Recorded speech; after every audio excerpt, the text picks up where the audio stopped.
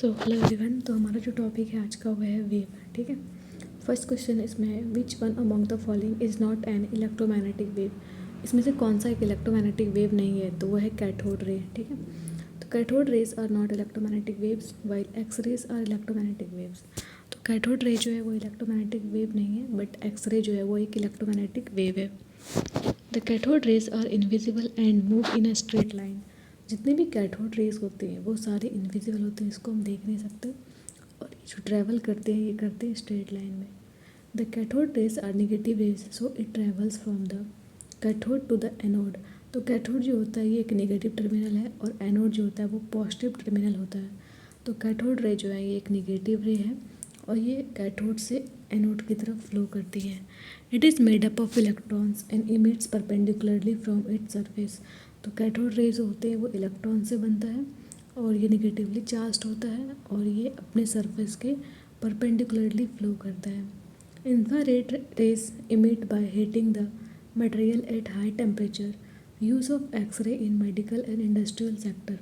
तो infrared rays जो हैं ये सारे जब आप किसी मटेरियल को हीट करते हैं तो उस टाइम निकलता है, और एक्स रेज का यूज़ हम मेडिकल और इंडस्ट्रियल सेक्टर में करते हैं। नेक्स्ट क्वेश्चन है TV remote controls work on the principle of. तो टीवी रिमोट जो है वो कौन से प्रिंसिपल पे काम करता है, तो ये काम करता है इंफ्रारेड वेव्स के प्रिंसिपल पे। TV remotes controls work on the principle of infrared waves. Next question है ionising dash has have sufficient energy to affect the atoms in living cell and thereby damage their genetic material. तो ionising जो है, ठीक है, तो ionizing radiations, तो कौन सा आयोनाइजिंग रेडिएशन जो है उनके पास बहुत ज़्यादा एनर्जी होती है, और वो हमारे बॉडी के किसी भी लिविंग सेल्स को और इसके जेनेटिक मटेरियल को डैमेज कर सकते हैं। Ionising radiation can affect the atoms in living things, so it poses a health risk by damaging tissue and DNA in genes. तो आयोनाइजिंग रेडिएशन जो है वो लिविंग थिंग्स को क्या कर सकता है, हेल्थ रिस्क भी डाल सकता है। ठीक है, it has sufficient energy to affect the atoms in living cells and thereby damage their genetic material. तो जितने भी आयोनाइजिंग रेडिएशंस हैं उनके पास काफ़ी ज़्यादा एनर्जी होती है, इतनी एनर्जी होती है कि वो हमारे जो जेनेटिक मटेरियल्स हैं उसको भी अफेक्ट कर सकते हैं। It can also result in a long term health effect such as the cancer and cardiovascular disease. और इसके अलावा इससे हमें कैंसर या फिर ये हार्ट से रिलेटेड भी डिजीज हो सकती है। नेक्स्ट क्वेश्चन है wavelength of infrared waves is smaller than. तो इंफ्रारेड वेव्स हैं इसकी जो वेवलेंथ है वो किससे कम होती है, तो ये रेडियो वेव से कम होती है। Infrared waves have shorter wavelength than radio waves. The long radio waves were discovered by Markovnikov. तो क्वेश्चन ये आता है कि लॉन्ग रेडियो वेव्स जो है इसको डिस्कवर किसने किया था, तो ये किया था मार्कोनी ने। They are produced in oscillating electrical circuit like visible light. This waves also have the properties of reflection and diffraction. तो जितने भी ये जो वेव्स होते हैं इंफ्रारेड वेव्स वो कहाँ से रिलीज होते हैं, ऑसिलेटिंग इलेक्ट्रिकल करंट से। फॉर एग्जांपल विजिबल लाइट जो है इसके पास प्रॉपर्टी होती है किसकी, रिफ्लेक्शन की, डिफ्रैक्शन की। It is used in radio and television communication system. तो इंफ्रारेड वेव जो है, ठीक है, IR, इसका यूज़ कहाँ पे होता है, रेडियो, टेलीविज़न और अदर कम्युनिकेशन सिस्टम में। In cellular phone for the exchange of voice message using high frequency band radio waves. इसके अलावा जो सेलुलर फ़ोन था उसमें भी वॉइस एक्सचेंज के लिए इसका यूज़ होता था। ठीक है, नेक्स्ट क्वेश्चन है which scientist propose the wave theory of light. तो वेव थ्योरी ऑफ लाइट को किसने प्रपोज किया था, तो कहते हैं क्रिश्चियन हाइजेंस्टीन। तो इस पर फर्स्ट आंसर होगा क्वेश्चन नंबर बी इसका ना। तो क्रिश्चियन हाइजेंस ने दिया था the wave theory of light. Niels Bohr ने दिया था the theory of atomic structure. J Thomson ने इलेक्ट्रॉन्स को डिस्कवर किया था, और माइकल फैराडे ने लॉ ऑफ इलेक्ट्रिकल डिकम्पोजिशन को दिया था। नेक्स्ट क्वेश्चन है विच of the following electromagnetic waves can be detected using thermophiles. तो थर्मोफाइल्स को यूज़ करके कौन से इलेक्ट्रोमैग्नेटिक वेव्स को डिटेक्ट किया जा सकता है, तो यह है infrared waves. Infrared waves are the form of electromagnetic waves are detected using thermophiles. तो जितने भी IR वेव्स हैं, ठीक है, इनको डिटेक्ट कर सकते हैं with the help of thermophiles. This wave was discovered by William Herschel. इस वेव को किसने डिस्कवर्ड किया था? IR को विलियम हर्शल ने. Its wavelength range from 7.8 into 10⁻⁻7 metre to 10⁻³ metre. ठीक है, इसकी वेवलेंथ जो कहाँ से कहाँ तक होती है 7.8 into 10⁻⁷ to 10⁻³ and its frequency range from 10⁻12 to 10⁻10 hertz. These rays are thermal radiation. The temperature on which it falls increases. These waves are used for photography in fog and fomenting at peasants and in remote control of TV. तो ये जो raise है IR raise, ठीक है, इसका use कहाँ पे होता है? थर्मल, एक तरीके से थर्मल रेडिएशन है, ठीक है, और ये टेम्परेचर पे डिपेंड करते हैं. ये सारे जो वेव्स हैं इसका यूज़ कहाँ पे होता है? फोटोग्राफी में, या फिर फोमेंटिंग ऑफ पेशेंट्स में, या फिर रिमोट कंट्रोल TV में. विच of the following is the correct order of the electromagnetic radiation arranged in order of increasing frequency. तो यहाँ पे हमारे पास अलग अलग रेज दिए हुए हैं, हमें ये बताना है कि जो करेक्ट ऑर्डर है, ठीक है, वो कौन सा है जो डिफरेंट फ्रीक्वेंसी की. इसका जो करेक्ट आंसर है वो आंसर C है. ठीक है, सबसे कम जो वेवलेंथ होती है वो होती है रेडियो वेव्स की, फिर microwaves, next visible and then X-ray की. तो हमारे पास अलग अलग रेज दिए हुए हैं और इसकी फ्रीक्वेंसी का बैंड दिया हुआ, तो ये देखते हैं. फ्रीक्वेंसी की जो यूनिट है वो है हर्ट्ज. ठीक है, तो long radio waves 10⁻6 to 10⁻4, micro radio waves की 10⁻10 टू 10⁻8 हर्ट्ज, विजिबल लाइट की 10⁻14 टू 10⁻12, एक्सरे की 10⁻18 टू 10⁻16 एंड गामा रेज की 10⁻2 to 10⁻18 hertz. Increasing the frequency in the given option are as follows. ठीक है, तो ये लॉन्ग रेडियो वेव्स, फिर micro radio waves, then visible light और then X-ray. ये तो भी वेवलेंथ की, ठीक है, ऑर्डर. अगर फ्रीक्वेंसी की पूछेगी तो जस्ट अपोजिट हो जाएगा. ठीक है, क्योंकि mu is inversely proportional to what? Lambda. ठीक है, यहाँ पे लैम्डा क्या? वेवलेंथ, और म्यू है ये फ्रीक्वेंसी है. अर्थ सरफेस री emits heat in the form of. तो हमारी जो सरफेस है, अर्थ का जो सरफेस है वो हीट को री इमिट करता है. ठीक है, जैसे कि सनलाइट हमारे अर्थ पे पड़ती है तो ये जो है रेज री इमिट होती हैं. ठीक है, इस प्रोसेस को क्या कहते हैं या कौन से फॉर्म में होती है? ये होती है इंफ्रारेड रेडिएशन के फॉर्म में. Every thermal objects for example sun emit और release energy for electromagnetic radiation. तो जितने भी थर्मल ऑब्जेक्ट हैं वो अपनी तरफ से एनर्जी को रिलीज़ करते हैं इलेक्ट्रोमैग्नेटिक रेडिएशन के फॉर्म में. ठीक है, the sun holds the highest temperature, therefore the sun emits energy by microbial radiation. तो सन के पास बहुत अधिक टेम्परेचर है, इस वजह से वो अपनी एनर्जी को इमिट करता है in the form of microbial radiation.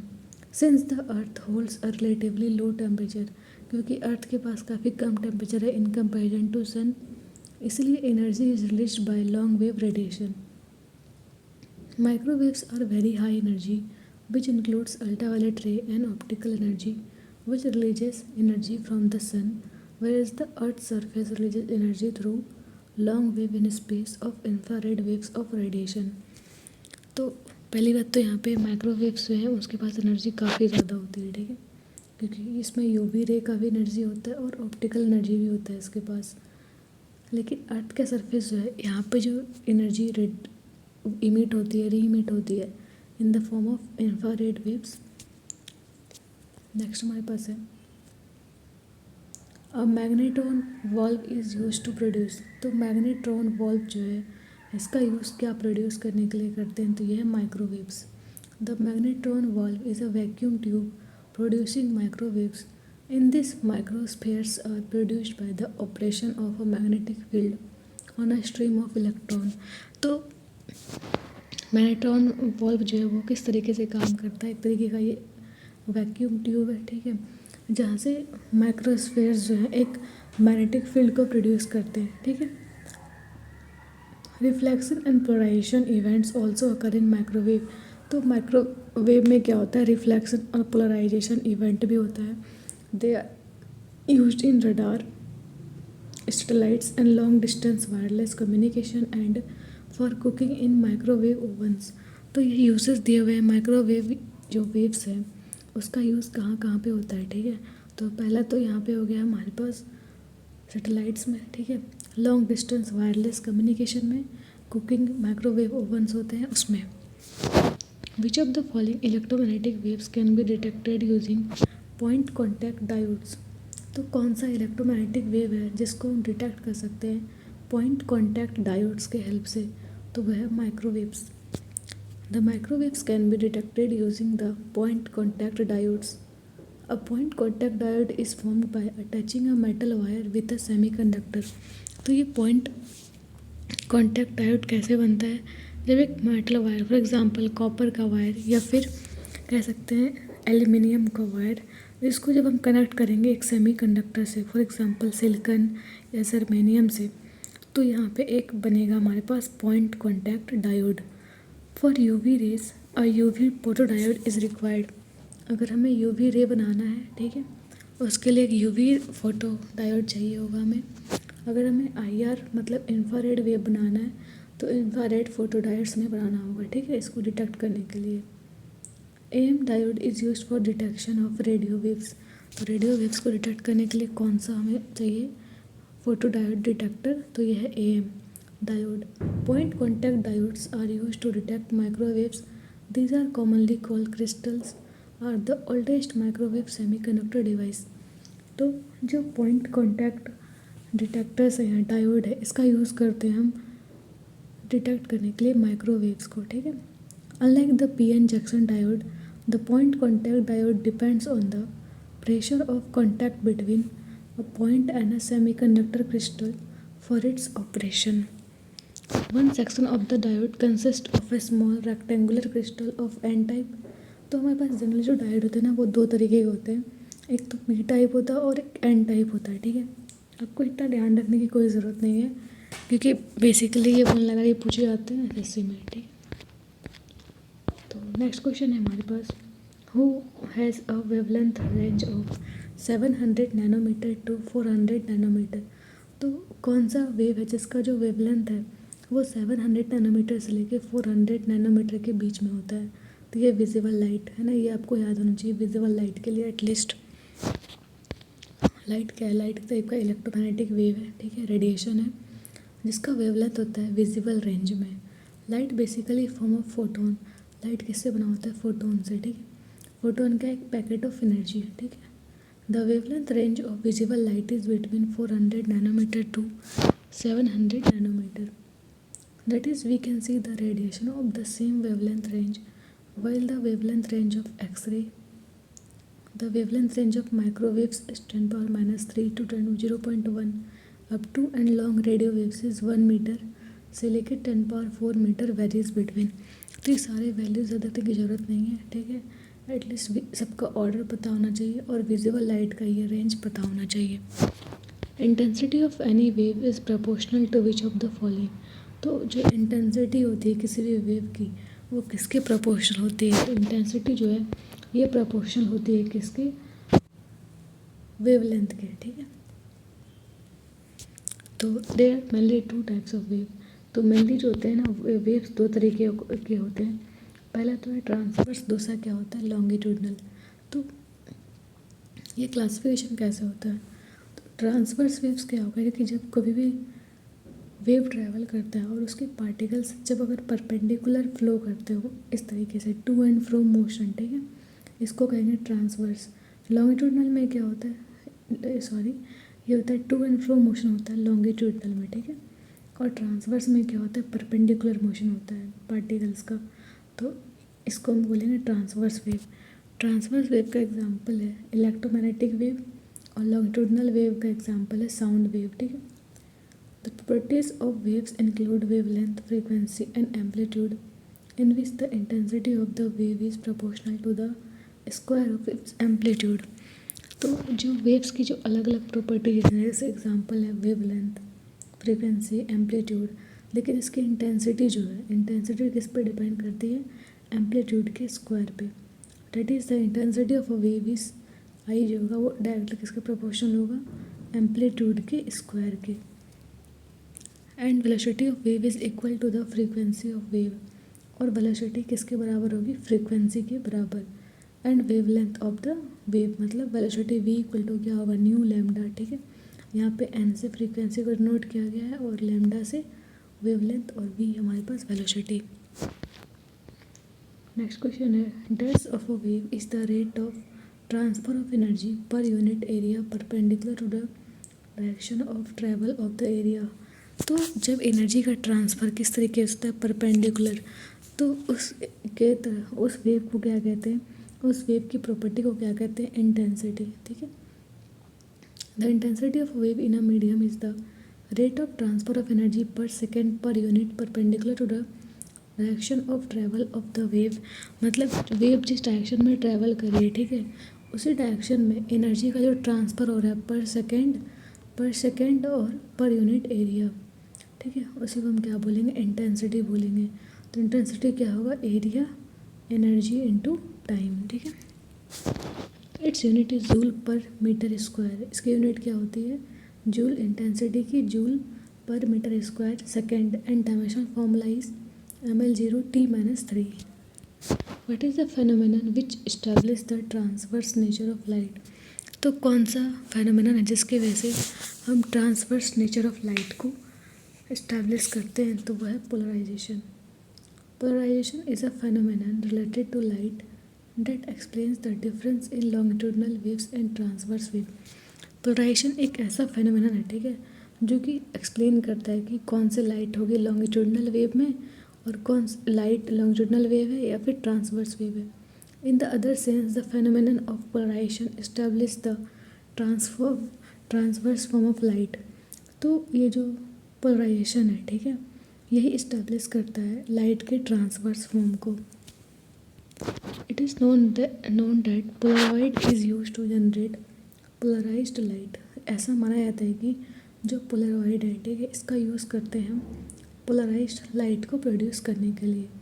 Polaroid is a large size film made of a mixture of nitrocellulose and hyper which is placed between two glass plate. तो पोलराइड बनता कैसे, एक तरीके से ये लार्ज साइज सीट या फिर film होती है जो किससे बनती है, नाइट्रोसेल्युलोज और हाइपेथाइटेट से, ठीक है, और ये किसके, दो ग्लास प्लेट्स के बीच में लगाया जाता है। Polaroid has many uses in daily life such as water soaked road. It is use to detect the eyes from the glare of reflected light from excessive white light और bright surface etcetera. तो polaroid का use कहाँ पे होता है, जैसे कि water soaked road में आइस को प्रोटेक्ट करने के लिए, ठीक है। Watches 3D film wearing polaroid glasses. जब भी हम 3D फिल्म देखते हैं तो हम पोलराइड ग्लास ही लगाते हैं। Which of the following waves can not be polarized. इनमें से कौन सा वेव है जो कभी भी पोलराइज नहीं हो सकता है, तो ये है ultrasonic waves. Polarization is a property of transverse wave या फिर इलेक्ट्रोमैग्नेटिक वेव्स। तो ये ध्यान रखना है कि पोलराइजेशन सिर्फ इलेक्ट्रोमैग्नेटिक वेव्स का ही हो सकता है, ठीक है, क्योंकि वो ट्रांसवर्स नेचर शो करते हैं। Radio waves include ultraviolet radiation and infrared radiations under electromagnetic waves. तो जैसे कि रेडियो वेव्स हैं, अल्ट्रावायलेट रेज हैं, ठीक है, या फिर इलेक्ट्रोमैग्नेटिक वेव्स के अंदर आते हैं, ठीक है, इसलिए इनको पोलराइज कर सकते हैं। लेकिन अल्ट्रासोनिक जो साउंड वेव्स हैं इनकी फ्रीक्वेंसी बहुत ज़्यादा होती है, ठीक है, और ये हम सुन भी नहीं सकते, तो इसलिए इसको पोलराइज नहीं कर सकते हैं। अब यहाँ पे एक एक्स्ट्रा फैक्ट दिया हुआ है कि हियरिंग पावर जो ह्यूमन की है वह है 20 से लेके 20,000 हर्ट्ज तक, ठीक है, पर second. Ultrasonic waves can not be polarized because of the high frequency of this wave, they have very high energy. तो इसको क्यों नहीं पोलराइज कर सकते हैं, क्योंकि इनकी फ्रीक्वेंसी काफ़ी ज़्यादा होती है और इनके पास एनर्जी भी काफ़ी ज़्यादा होती है, क्योंकि एनर्जी किसके प्रोपोर्शनल है, फ्रीक्वेंसी के ही प्रोपोर्शनल है, ठीक है। इसलिए फॉर्मूला होता है एनर्जी का E=H²। आगे बढ़ते हैं।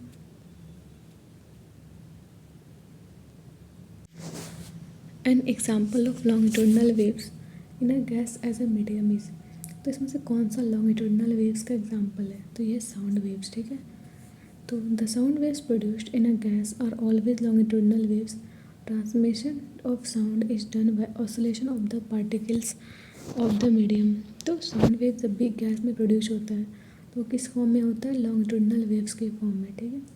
और ये साउंड का ट्रांसमिशन कैसे होता है, पार्टिकल्स के ऑसिलेशन से, ठीक है। और एयर का जो पार्टिकल्स है उसके बीच में oscillation. Transmission of sound in air or gases is possible only in the form of longitudinal wave, while the transmission of sound energy is possible both transverse and longitudinal waves in solid and liquid। अगर हम air की बात करें तो air में जब भी sound का ट्रांसमिशन होगा वो ऑलवेज होगा इन द फॉर्म ऑफ ट्रांसवर्स, ठीक है, लॉन्गिट्यूडनल, ठीक है। लेकिन अगर एयर और वाटर में होगा, वाटर या लिक्विड में होगा, वाटर लिक्विड या फिर कह सकते हैं सॉलिड में होगा, तो वो हमेशा किस में होगा, ट्रांसवर्स या लॉन्गिट्यूडनल के फॉर्म में हो सकता है। This refers to the superposing of two और more coherent waves to produce regions of maxima and minima of space according to the principle of superposition. तो हमारे पास प्रिंसिपल ऑफ सुपरपोजिशन जो है, ठीक है, ये किसको एक्चुअली शो करता है, तो ये है इंटरफेरेंस, ये प्रॉपर्टी है जहाँ पे क्या होता है, प्रिंसिपल ऑफ सुपरपोजिशन लगता है, जहाँ पे हम मैक्सिमा और मिनिमा देखते हैं। According to principle of superposition the term interference refers to placing two और more coherent waves on top of each other to regions interference of maxima and minima in space. तो superposition, जो principle of superposition है, उसी के according है कि जब दो कोहेरेंट वेव्स एक दूसरे के ऊपर ट्रैवल करती हैं तो वहाँ पे मैक्सिमा और मिनिमा का रीज़न जो है वो बनता है। When two waves of the same frequency and amplitude move in a medium, they are superimposed on each other। जब भी दो वेव्स सेम फ्रीक्वेंसी और सेम एम्पलीट्यूड की एक ही मीडियम में फ्लो करती है तो वहाँ पे वो दोनों सुपर इम्पोज होती है। In this case the value of the intensity in the resulting wave is different from the sum of intensity of different waves. तो यहाँ पे जो इंटेंसिटी की जो वैल्यू होगी ना दोनों की, वो दोनों की सम से जो होगी थोड़ी सी कम या ज़्यादा हो सकती है। In some places it is maximum और in some places it is minimum. इसी फेनोमेनन को हम क्या कहते हैं, interference of waves. What is the correct relationship between frequency and time period. तो फ्रीक्वेंसी और टाइम पीरियड के बीच में क्या रिलेशन है, तो फ्रीक्वेंसी इक्वल टू क्या होता है, 1/t। ऐसे लिख सकते हैं इसको, f इक्वल टू क्या होगा, 1/t। तो फ्रीक्वेंसी किसके इन्वर्सली प्रोपोर्शनल है, टाइम पीरियड के। फ्रीक्वेंसी क्या होता है, the oscillating object completes the oscillation in 1 second is called its frequency. तो एक ऑसिलेटिंग ऑब्जेक्ट है, कितना ऑसिलेशन करता है एक सेकेंड में, उसी को क्या बोलेंगे, उसको इसकी फ्रीक्वेंसी बोलेंगे। अब ये पीरियोडिक क्या होता है, the time in which a body completes a vibration is called its time period. तो कोई भी बॉडी अपना एक कंप्लीट ऑसिलेशन कितने टाइम में पूरा करती है उसको बोलेंगे टाइम पीरियड, और इसको डिनोट करते हैं कैपिटल टी से। इसकी यूनिट क्या होती है, टाइम है तो यूनिट तो सेकेंड ही होगी। The frequency of a wave is the reciprocal of its. तो फ्रीक्वेंसी ऑफ अ वेव क्या होता है, किसके रेसिप्रोकल होता है, तो टाइम पीरियड के रेसिप्रोकल। ऑप्शन नंबर बी जो है वो करेक्ट होगा।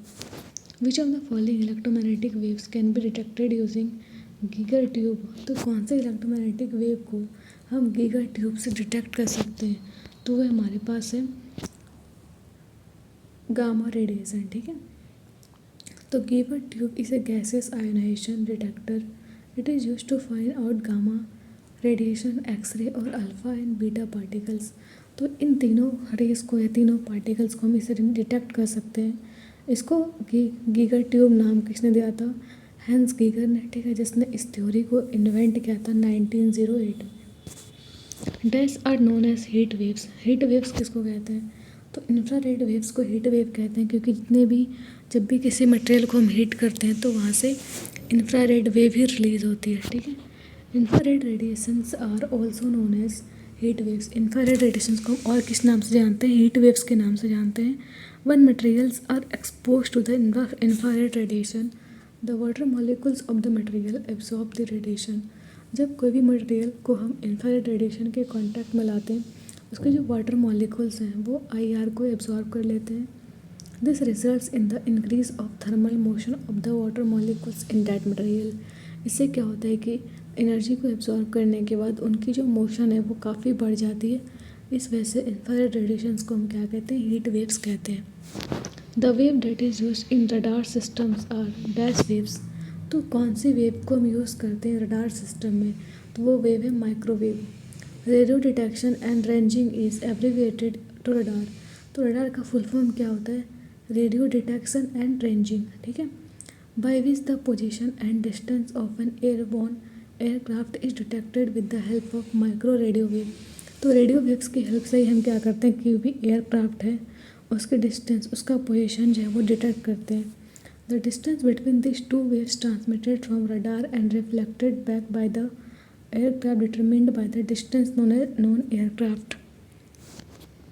Robert Watson is credited with the invention of radar. Radar को इन्वेंट किसने किया था, रॉबर्ट वॉटसन ने। Which of the following waves और rays are the highest frequency electromagnetic waves rays. तो इसमें से कौन सी वेव है जिसकी जो है फ्रीक्वेंसी वो हाईएस्ट है, तो वह है गामा रेज, ठीक है। तो यहाँ पे हमारे पास एक चार्ट दिया हुआ है, ठीक है। तो इसकी वेवलेंथ और इसकी फ्रीक्वेंसी भी दी हुई है। तो पहला है गामा रे, ठीक है, जिसकी फ्रीक्वेंसी मैक्सिमम होती है और वेवलेंथ मिनिमम होगी, ठीक है। एक्सरे, इसको पहले तो गामा रे को डिस्कवर किसने किया था, पॉल विलार्ड ने। एक्सरे को रॉन्टगेन, इसकी वेवलेंथ इस रेंज में लाई करती है और फ्रीक्वेंसी 10^18 से 10^16 हर्ट्ज तक, ठीक है। यूवी, जिसको डिस्कवर किया था रीटर ने, और इसकी जो रेंज है वेवलेंथ की 10⁻⁻8 to 10⁻⁷ और फ्रीक्वेंसी की 10⁻16 to 10⁻14 हर्ट्ज। नेक्स्ट है विजुअल रेडिएशन, जिसको किसने डिस्कवर किया था, न्यूटन ने। इसकी फ्रीक्वेंसी इस रेंज में लाई करती है और ये वेवलेंथ, और इसकी फ्रीक्वेंसी 10⁻14 हर्ट्ज से लेकर 10⁻12 हर्ट्ज। फिर IR है, जिसको इन्वेंट किया था, डिस्कवर किया था हर्शल ने, और इसकी जो वेवलेंथ है, इसका रेंज ये है 7.8 से 10⁻⁻7, और जो इसकी फ्रीक्वेंसी की रेंज है 10⁻12 to 10⁻10, ठीक है। शॉर्ट रेडियो वेव्स, इसको डिस्कवर किया था किसने, हेनरिक हर्ट्ज ने, और इसकी जो मतलब रेंज है, ठीक है, फ्रीक्वेंसी वेवलेंथ की 10⁻³ से लेकर 1 मीटर तक, और वेवलेंथ की फ्रीक्वेंसी की 10⁻10 से लेकर 10⁻8 हर्ट्ज। अब नेक्स्ट है लॉन्ग रेडियो वेव्स, इसको डिस्कवर किया था किसने, मार्कोनी ने। इसकी जो वेवलेंथ होती है वो किस रेंज में है, 1 मीटर से लेकर 10⁻4 मीटर तक, और इसकी फ्रीक्वेंसी 10⁻6 से लेकर 10⁻4 हर्ट्ज तक। Which rays cause skin damage, skin damage किस रे की वजह से होता है, तो ये कौन सा है, UV रेस, ठीक है, ultraviolet race. Ultraviolet rays are a type of electromagnetic radiation whose wavelengths are smaller than visible light and larger than X-ray। तो UV रे एक टाइप का क्या है, इलेक्ट्रोमैग्नेटिक वेव है, ठीक है, जिसकी वेवलेंथ कम होती है विजिबल लाइट से, लेकिन एक्सरे से ज़्यादा होती है। Ultraviolet rays from the sun damage human skin, जो भी UV रेज सन से आता है वो हमारे बॉडी में जो ह्यूमन स्किन है, हमारा स्किन जो है उसको डैमेज करता है। नेक्स्ट है एक्सरे। एक्सरे एक टाइप ऑफ इलेक्ट्रोमैग्नेटिक वेव है, ठीक है, रेडिएशन है, जिसकी वेवलेंथ है 10⁻10 से लेके 10⁻8 metre. It is most commonly used by doctor for diagnostic purpose. इसको एक्सरे को यूज़ कहाँ पे करते हैं, डॉक्टर्स करते हैं डायग्नोस्टिक के लिए, ठीक है, डायग्नोस करने के लिए। नेक्स्ट है infrared rays, this is electromagnetic radiation whose wavelength is larger than visible light and smaller than microwave.